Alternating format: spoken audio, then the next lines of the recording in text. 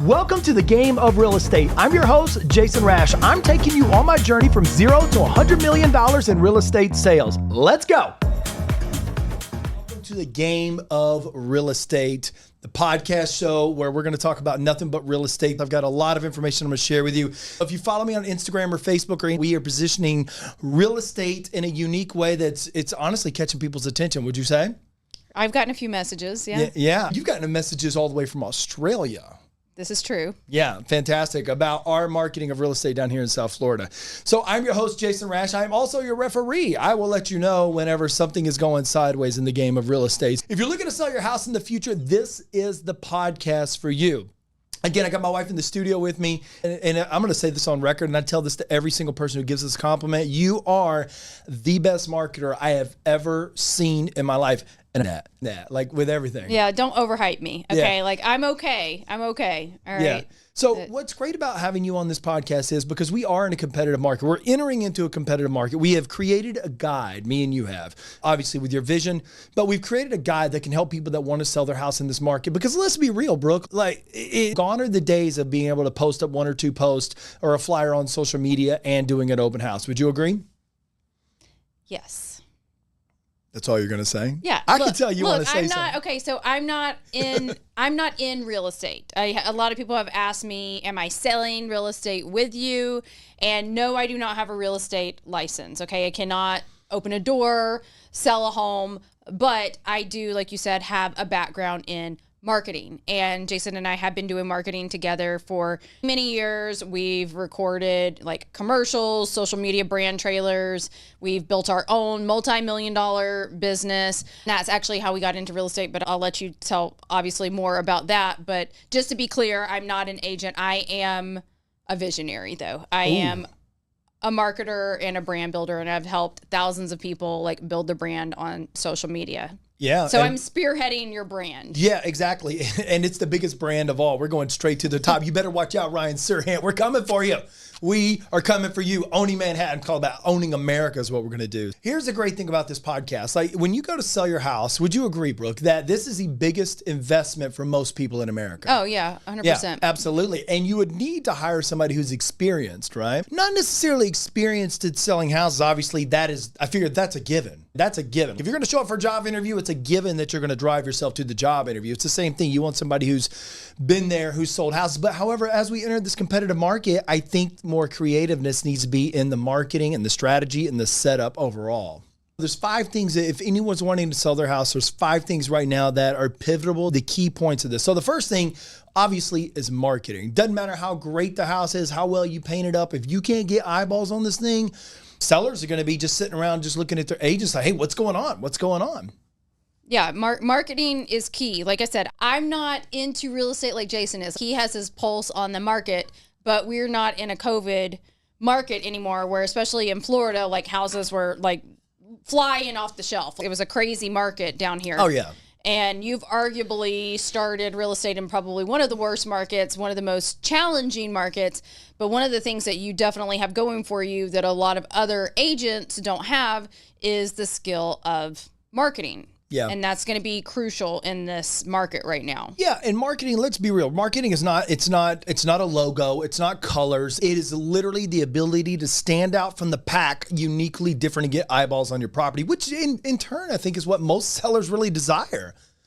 Sellers desire to sell their house. They don't care about the marketing. Let's just be honest. Like They don't care. They care about the bottom line. Like our house is actually, our personal home is going on the market today. And what we care about is the end result, which is the amount of money that we want to make for our home that we're selling in Colorado, so we can finally be here 100% full time and focus on building Jason's business.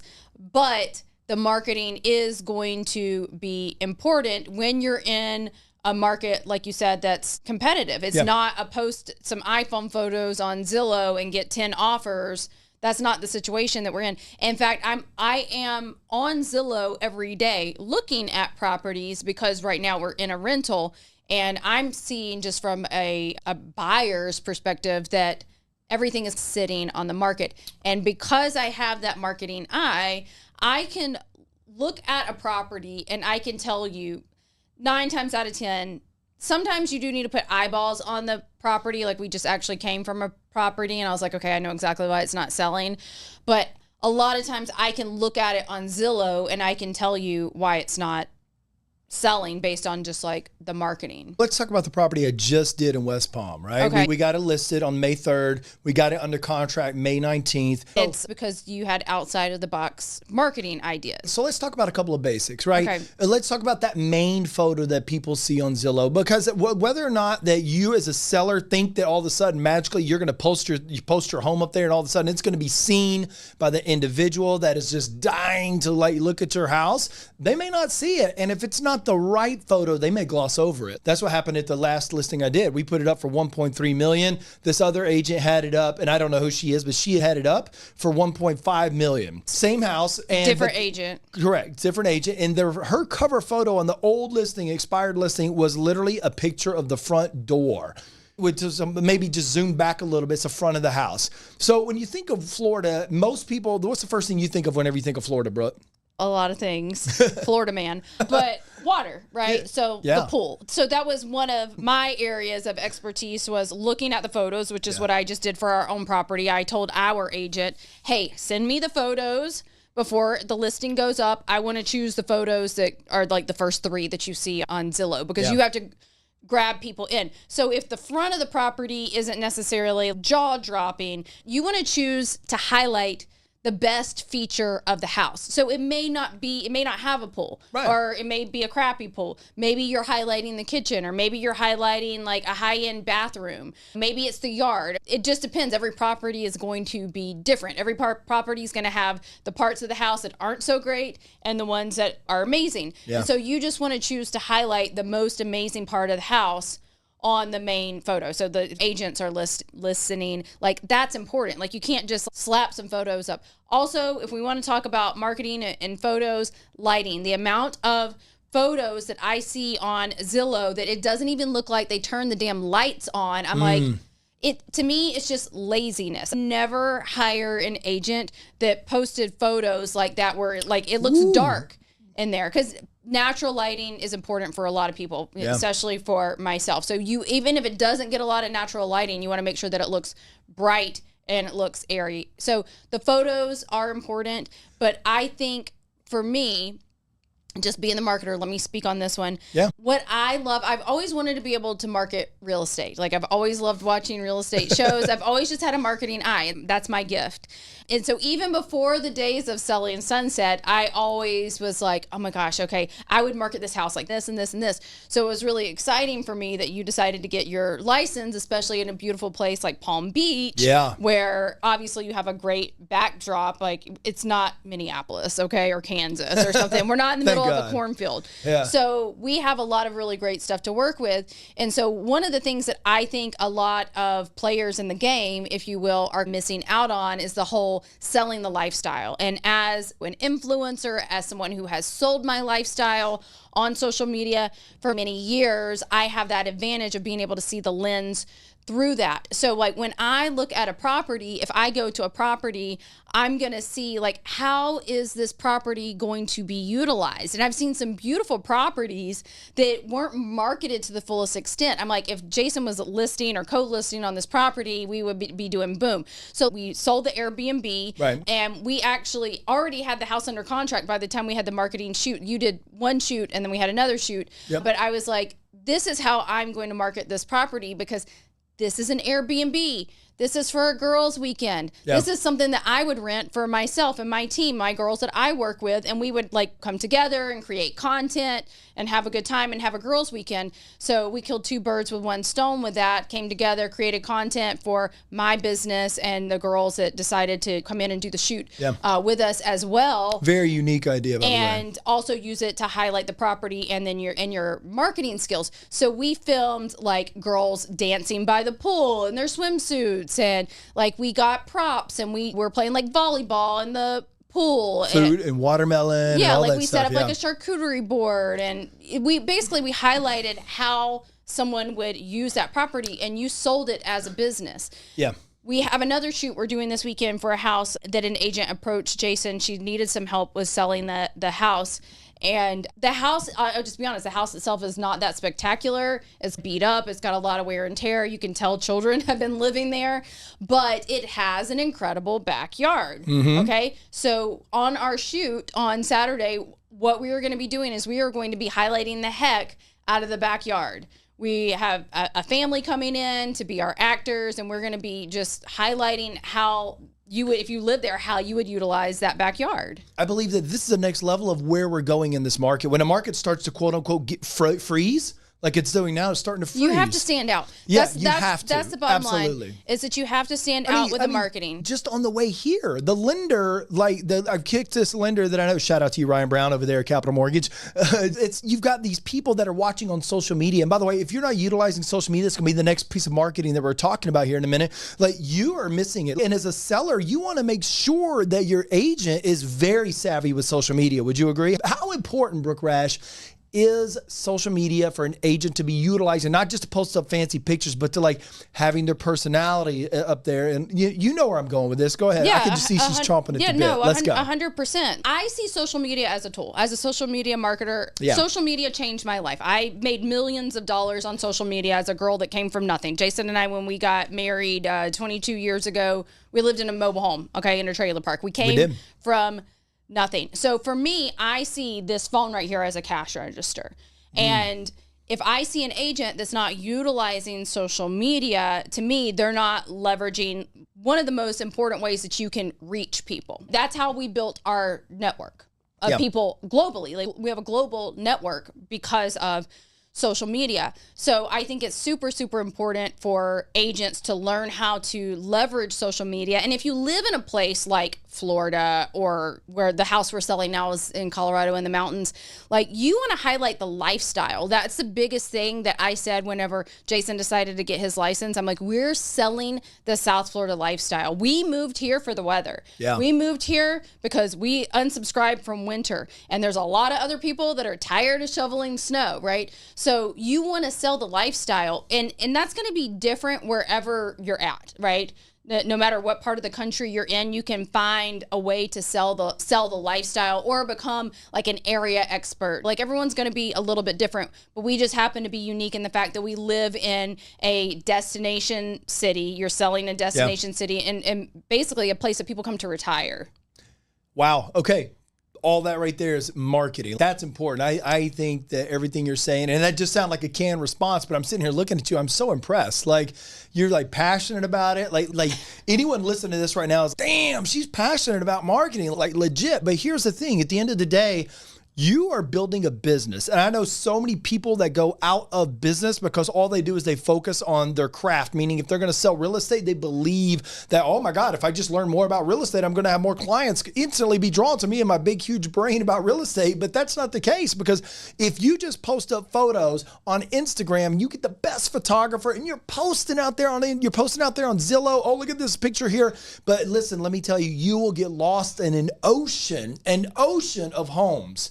And as a seller, you need to make sure that you are, and by the way, I would call you a savvy seller if you're listening to this broadcast right now. Like, I would say that you are a savvy seller. You need to make sure that the agent that you pick has the forward insight and intellect to be able to, like, I can market this product. And a question that they could ask, if you can agree or not agree with this, Brooke, is beyond the MLS, a seller should ask this of their agent, beyond the MLS, and beyond the pretty photos that are going to go up on MLS and Zillow, what are you going to do to market my property? And don't tell me you're going to send out flyers to my neighbors. Yeah, don't tell me. My neighbors aren't going to buy my house. Yeah, if you're going to do that, we're done. We had an agent actually tell us that. We're going to go like glossy flyers. Yeah, we got glossy flyers, and we're going to go door knock your neighborhood. I'm like, that's just not going to go well. Nope, we didn't hire that person. All right, so obviously marketing is important. What's next in the guide? The second thing is pricing. Pricing is important. Now, here's the thing. Everybody's looking at this estimate. Everyone looks at this estimate. Every seller that I have had to speak to is, but the Zillow estimate says this right here. And everyone's looking at that almost like as if it's their 401k balance going up. Even my wife will look at it. She'll text me like, oh my God, our house in Colorado, this estimate dropped. And I'm like, it doesn't mean anything. Because my wife knows one thing when she looks at that estimate. What is that? It's wrong. Zillow doesn't know about the $200,000 in upgrades that we put into the property. Right. It's not, I mean, as far as I know, I haven't seen a dude with the Z on his shirt with that Z on his pocket of his shirt that's been inside our house before. Have you? Not that I'm aware of. And I'm betting anybody that's looking to sell their house and there's done some upgrades, they haven't seen a Zillow guy there either as well. But what is the big overarching theme that we've noticed in the market, again, with Jason selling real estate, us actively selling our property and looking to buy because we are currently renting, is that everything is overpriced. Like, I would say almost everything is overpriced right now. And if it's not, it flies off the shelf. Flies off the shelf. Just like that. And so that's one of the biggest things that I'm seeing is I can't tell you how many homes I've pulled up and I'm like, I wouldn't pay that. Yeah. I wouldn't pay that. Yeah, if you're thinking that, everybody else is thinking that. Like millions of other people are thinking that. Well, and it's, the thing is like with the pricing, and again, I'm not a real estate expert. I'm just coming from the perspective of a buyer, right? If there's a lot of work to be done, you're not going to be commanding top dollar for it unless it's like where we're at a waterfront property or something that can be a tear down or people can reno or it. Or on a golf course. Something that's limited. Right. Something that's a little bit more like location, right? It's all about the location. Absolutely. But I'm seeing so many properties that like over $1 million that are not waterfront, they're not golf course or whatever, and they're super dated. Yeah. They haven't done anything to it, and they want top dollar. Yeah. And I'm like, yeah. It's almost like these people that bought their houses in 2015 to 2020, all of a sudden they're like, it's worth double now. And look, let's be very clear. Your real estate, your house is not a 401k. Would you agree? I don't know a lot about 401ks. But if you're listening to this right now and you're a seller or an agent, please understand this. I'm like, me and my wife are real estate investors. We own 17 properties. We know a little bit about real estate. If your house is going up faster than a 401k, there is always the other end of that. It can go back to. Now, I want to get a little nerdy here, just like for a split second here. So there's a theory in real estate. It's called reverting back to the mean. I want you to picture a graph of a chart. My wife's eyes are definitely closing because her eyes are rolling in the back of her head when I say graphs and charts. On the one thing, you have the actual, your home, and then in 2021, it spikes and it goes up. Okay, that's the first graph, okay? And in the second graph, you have a world where never was a COVID and your home just went up naturally through natural appreciation. That means the value of your house going up. What's happening is that first one that I gave you that went up and spiked because of COVID, it's now coming down and it will meet the other graph as if COVID never happened. And whenever that happens, that's what they call reverting back to the mean. That's happening all across the United States. And sellers and a lot of agents, to be honest with you, are stuck in this world like, oh my God, this right here is XYZ. We're gonna offer it on the market for top dollar. It looks like, it smells like cat pee, cigarette smoke, and it's got cabinets from 1989. They don't ever factor that in. Because number one, there's time involved in that. There's a time component piece involved in that. Now, again, South Florida is a little bit unique because you have waterfront property. There's only so many waterfront properties from Miami up to Jupiter, Florida and beyond, right? There's only so many. But if you're out in Kansas, they can just start building in another field. Or if you're out in Texas, they can start building in another field. Your house is not special unless it's on a special thing like a golf course. That's what makes a house special. It holds that unique value, intrinsic value, I would say. But I wanted to let you guys know that is what's happening in the market here. Now, whenever I meet a seller, I always ask them, hey, what's more important to you, time or money? Now, as an agent, my goal is to sell a house. I've got to uncover a seller's motivation, Brooke. So whenever I meet with the seller, I'm out there, I'm trying to uncover, if they say time is more important to me, that means I'm going to price near the bottom of what this thing's worth to help them get it sold, either at the middle or at the bottom. If they say money's most important, I set the expectation, hey, look, we're going to be on the market for a little bit of time. And if that's okay with you, we're going to price at the top. Maybe we can get somebody coming in at 1.5 and then they may start to do a starting offer at 1.46 or 1.36 and then we can come up from there. But it may take 30, 60, 90, 120 days to pull that in. To find the right buyer. And if they're living there, they don't know where they want to live. Yeah, then that's totally fine. But if you got somebody that's moved across the country for a job or whatever it may be, time becomes most important. Hey, I just want to get rid of this thing before something breaks, a large future maintenance expense. And something else to point out too is if you do want to sell for top dollar, like we do with our property in Colorado that we've put a lot into, you want it to present for the price that you're selling it at. So that takes us to our next one, by the way. We just got back less than 48 hours ago and we spent the last 2 weeks like touching up trim. We had like part of our deck replaced, like Jason tidied up the yard and laid sod, and it was a lot of a millionaire out there laying sod. Like I was out there laying sod. Sure, there were things that we could have decided not to do because we were pricing near the higher end of the tier, as you would say. Yeah. We knew as buyers, like, we wanted people to walk in and say, wow, this house looks brand new. Yeah. And it's actually a 114-year-old house that's been completely renoed. You would never know it's that old until you go in the basement. But it shows really well because we went through and we touched everything up. I see a lot of lazy sellers who want top dollar. And I'm like, you're never going to get top dollar. Like, you're either going to need to go in and do some work or you're going to need to lower the price. So that brings us to our third thing, staging. Staging, but let me piggyback on that. I think more agents need to be honest with their sellers. I think so many agents are in a price crunch, personal financial price crunch. What did I say? Crunch. What did I say? Christ punch. I'm funny.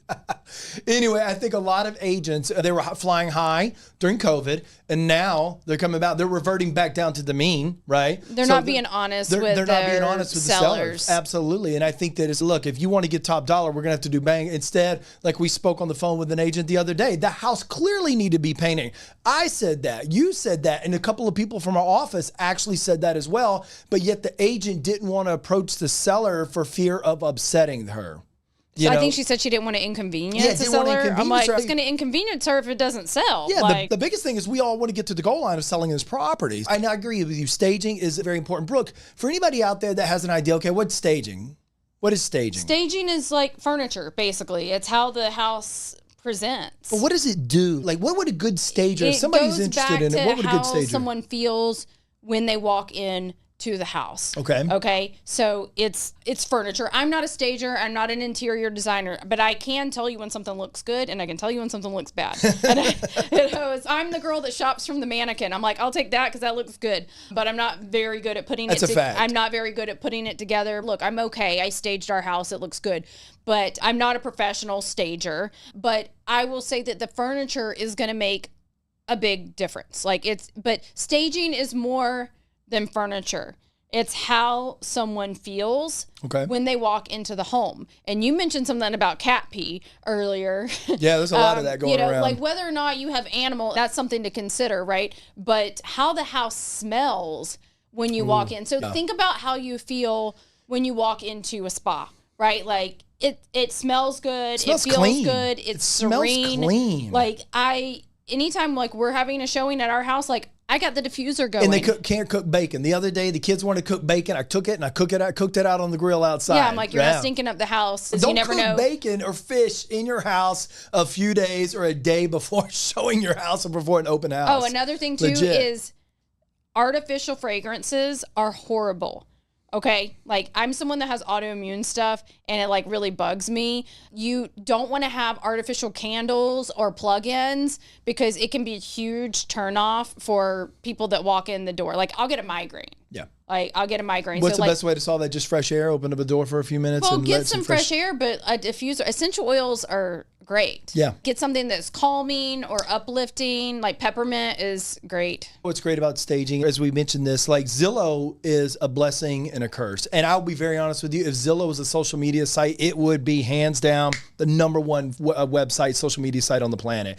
And mainly because people would just be like, oh my God, I can't believe they're going to bring the prices of everything down. I can't believe they're going to leave their salt shaker on the wall. They got 1,100 salt shakers from all over the world. And they're going to leave their salt shaker collection open. There's a lot to talk about when it comes to staging. Yeah, absolutely. Absolutely. So the great thing about Zillow, obviously it's a blessing because you can put a property up and you can reach millions of people. But the curse about it is that buyers cannot look past your obsession with clutter.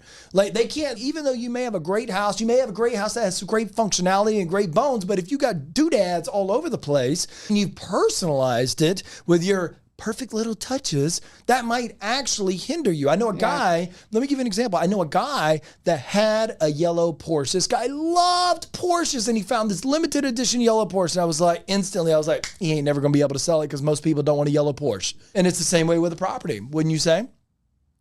There's a lot of things that people have a hard time looking past, and clutter is definitely one of them. I'll see a house that's actually like perfectly staged, and then you get to the closet and it's like jam full with a million clothes. And like, little tip for you is like, you should take out at least half. Like, anything you don't actually have to have, take as much stuff out as possible, because you want it to feel spacious, and you want people to be able to visualize themselves living there. You want them to be able to feel like they live there. That's why I swear every home we've ever bought was vacant. I've never bought a house that someone was living in. Like, the first one was it was vacant. The second one was a new build. And the third one was staged. Yeah. So if you are going to be living in your home while you're trying to sell it, or if you're an agent and you have, clients that are living there, like, you really have to go out of your way to make it less personal, right? Yeah. You got to take the photos down. These are pro tips. I'm literally like, you're like reading my line. I was literally going to ask, what are some tips that they can do if they don't want to do staging? What are some tips? Obviously, you just said minimize the clutter. Right. Take some of the furniture out, half of the. So take half of your clothes out of the closet, right? Remove half of your kids' toys or pet items, right? Like litter boxes and stuff like that, right? Remove half the items on the shelf. They're going to have a litter box if there's an animal there. That's true. Just keep it clean, okay? You don't want your house to smell bad. Tell them to hold it. So you got to remove half the items of all the shelves, because that's one thing I see a lot of items on shelves, and especially bathrooms and things like that where personal items are needed. Remove half of those items or of all those items off the shelf. Would you agree? Yeah.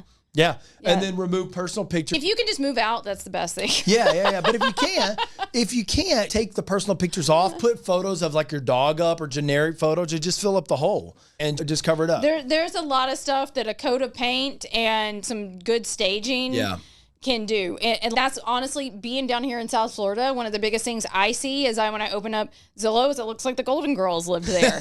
This probably could be nice if you got like the old heavy, staunchy, as you would say, furniture out of that. It looks like old people, like younger people are going to have a harder time visualizing themselves living there with grandma's furniture. Yeah. You know what I mean? Yeah. So it really does make a difference. The staging 100% makes a difference. And I will say this, if you're a buyer and you want to buy a house and you want to get a great deal, I'm talking a great deal. I'm telling you, coming from an investor, this is going to blow your mind. Go to Zillow and find houses that have been on the market longer than 90 days. Find houses that are terribly decorated in areas that you want to be in. Those are fantastic. Then you make an offer. You find out how much they've dropped the price. So if they've dropped it by 20% from their original listing price, or 10%, just go on and double that. So just take another 20% off. So if they went from 100 down to 160, go on and take another 30 grand off that thing, and start there and then work your way up. So this is how you take advantage of bad marketing. This is how you take advantage of a bad market. I'm not telling you how to do this, but I'm an agent. You can leverage bad marketing. Let's talk about tip number 4. So we talked about marketing.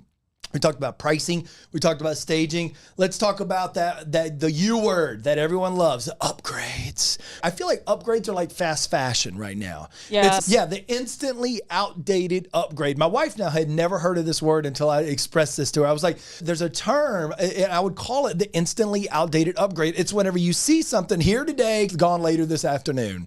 Out of style later this afternoon. I've even noticed that in new builds. Like, we're looking at a few neighborhoods for new builds, and I'm like, I don't even these finishes. Yeah. Like, it already looks dated. Like, I don't want to buy a new house that I have to change everything. I'm like, I'd almost rather buy the one that I can reno, because I can put the finishes on it that I want. But where would you say that people should put the money, and where should they avoid putting the money for the upgrades? First of all, do not buy upgrades like based on the discount bin at Lowe's. If you see some countertops that are like on discount at Lowe's or Home Depot, do not buy them. That was last year's model. And in the world, it's just like computers. And in last year's model, that was like 27 years ago. Yeah. It's so old. It's going to come back as a classic on Instagram next year. So be wary of that. So upgrades, here's what I would do. Number 1, I would look for evergreen colors, black, white, neutral colors. Number 2, I would look for designs. Like designs. It was cool like whenever everybody did the wood designs on the walls. I'm looking at this wall here in the studio. But it was cool when everybody did those wood patterns on the wall. I know what you're talking about. That? I can't remember what it's called, but I know what you're talking about. And now you go in a room and you're like, oh man, that looks dated. It could be the pattern of the wood layout. It could be whatever, right? Hey, and by the way, at one time, that Mexican tile that everyone hates, you got to either love it or hate it. That Mexican tile was in style. The third thing is layout. So layouts, like don't do anything that's a funky kitchen island. Don't do anything that looks just We watch a lot of home shows. We watched some on the plane the other day. Yeah, like the center of the island was like a popcorn stand or something. Yeah. I was like, what is that? It was super bizarre. So don't do that. And then the last thing is obviously use premium materials. If you're going to upgrade, make it an upgrade. Don't do something cheap or comparable. Like it's got to be a step up. It can't be a linear step. And definitely you cannot go backwards. That's a major fumble. The bottom line is that you're saving time for the buyer. And that's what an upgrade is. That's why they're going to pay more because they can move in and they don't have work to do. And for someone that can afford a higher price property, chances are they're busy. They don't have time to be doing all of these upgrades. So don't waste your time and your money doing crappy upgrades that someone's just got to come in and change anyhow. Yeah, and I think that's what people forget. Whenever you're selling a house, it's like selling anything else. There's always two objections, time or money. If I look at something and it's overpriced and it needs a ton of work done to it, I look at it, I'm like, that's a lot of buzzsaws and hammering in the afternoon. I'm early in the morning, 8 a.m., and I'm like, I saw the money pit. I'm like, I never want a house like that. But if I walk into a house that's $100,000 more, But everything's done. That's a lot more appealing. And it's good for 10 years. And if it's done for 10 years, I'm like, okay, I could ride this storm out for 10 years. I may get rid of it in 7, just to be honest with you, because I can't stay put in one area. But if I don't have to do any of those upgrades, just like our house in Colorado, we saw it. We paid so much money for that house before pre-COVID. Like, it was one of the highest priced homes in the entire city. Mm-hmm. But it was completely redone. And we were looking at it, I was like, okay, cool. We're going to save a lot of time. We get to go build a business because that's really what I want to do. I don't want to spend mornings laying sod. I don't want to spend mornings installing kitchen and countertops or replacing that stuff. I want to spend time with my wife, my kids. I want to build a business. I want to explore my hobbies and my full potential. And so I don't want to spend time doing that.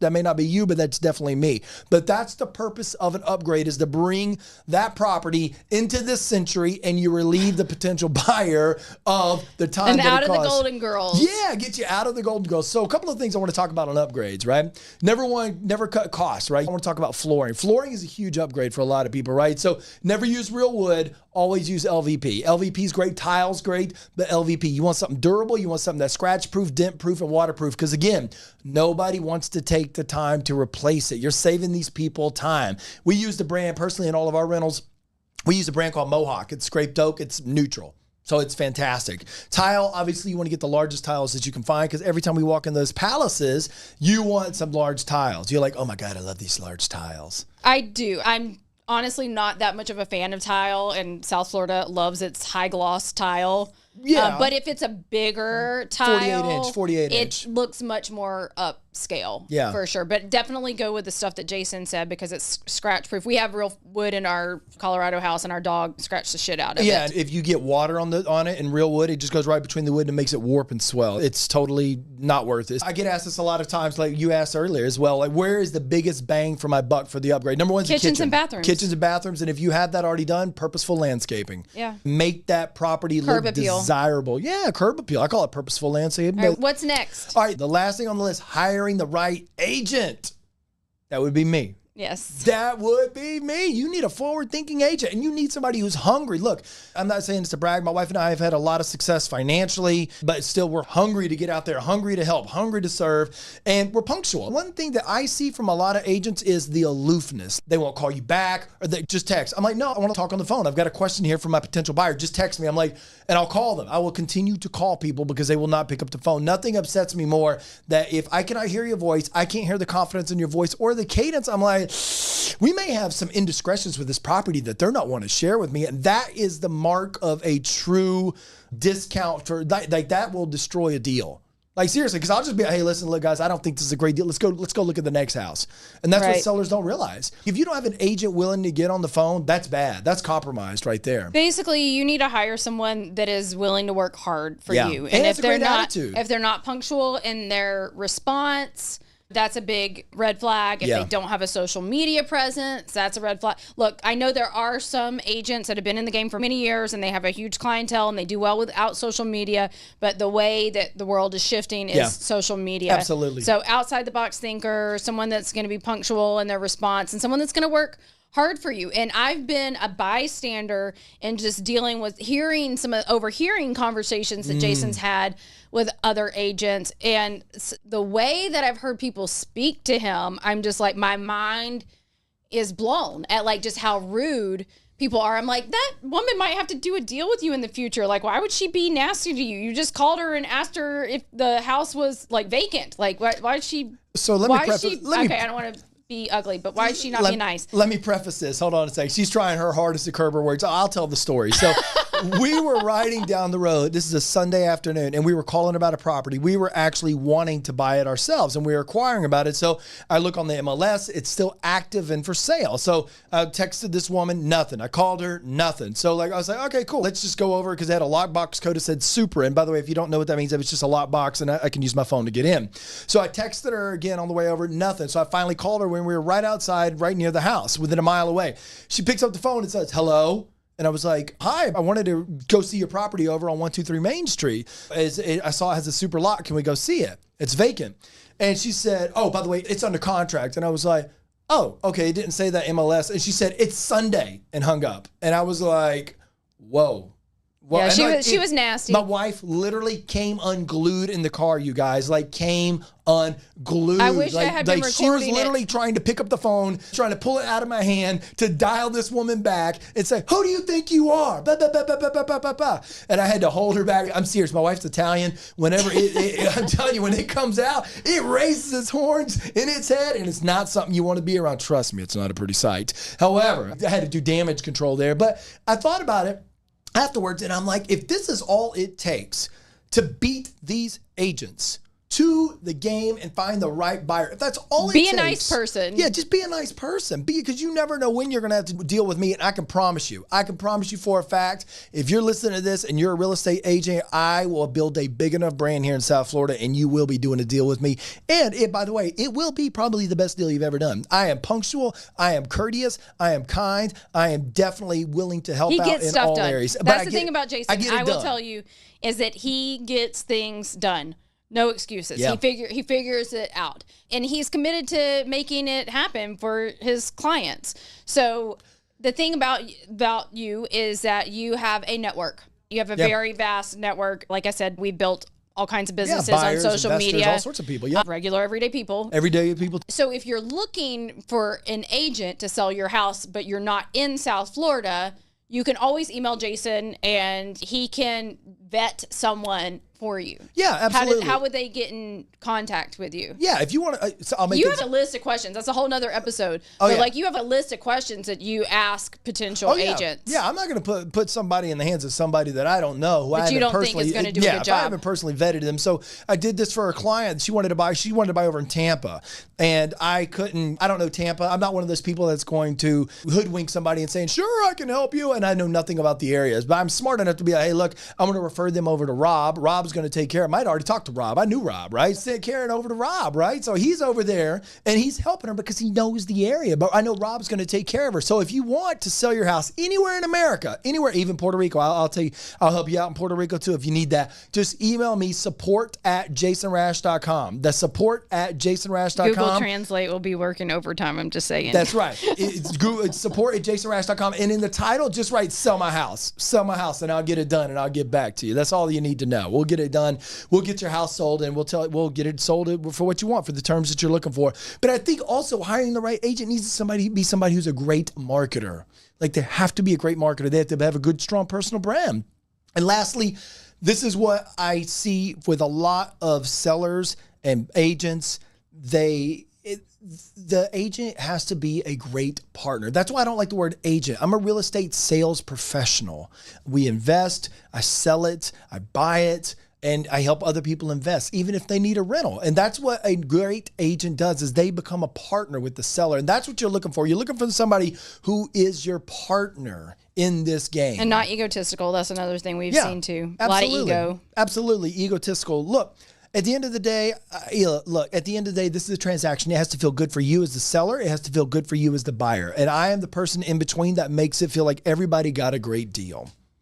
If you want me to help you out, sell your house, obviously support at jasonrash.com. Just type in sell my house. I'll help you get it done too as well by giving you a great agent in your city and hometown.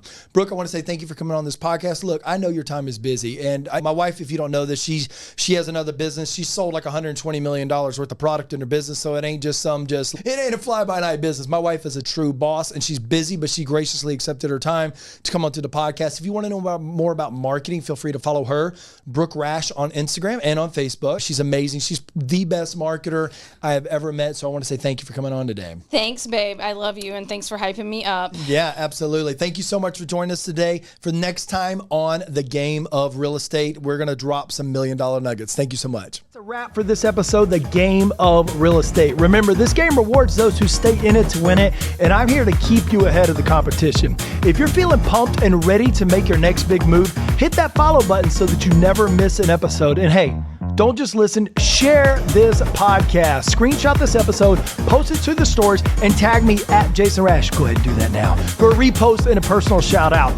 This is The Game of Real Estate, where winners are made, deals are closed, and the hustle never stops. I'll see you back on the field next time. Game on. Let's go.